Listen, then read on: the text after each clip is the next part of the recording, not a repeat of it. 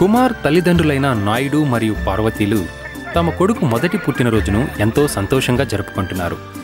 అతను ఇప్పుడు చూడడానికి ఎంతో బాగున్నాడు. కానీ అతను పుట్టినప్పుడు తన పరిస్థితి వేరు.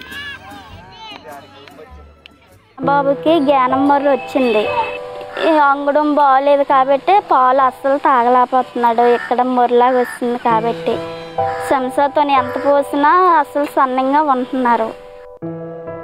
శస్త్రచికిత్స ద్వారా తన కొడుకు పెదవిని సరిచేయవచ్చు అని తెలుసుకున్నప్పుడు పార్వతీకి కొంత ఆశాజనకంగా అనిపించింది. కానీ దానికయ్యే ఖర్చు భరించే స్తోమత ఆ కుటుంబానికి లేదు.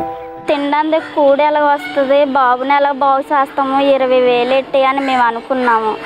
మాకు ఉండడానికి ఇల్లే లేదు. పొలం అమ్మేసి ఆపరేషన్ చేయించుతామని అనుకోలేదు. బాబు అలాగుంటే ఉండి అని ఆలోచించాము. నా మనసుకి బాధ అనిపించింది. తన కొడుకును ఇతరులకు చూపించడానికి పార్వతి సంకోచిస్తూ ఉండేది.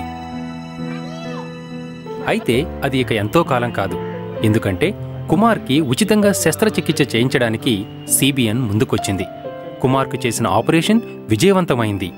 కొన్ని వారాల్లోనే అతను పూర్తిగా కోలుకున్నాడు. ఇప్పుడు చూడడానికి ఎంతో చక్కగా ఉన్నాడు.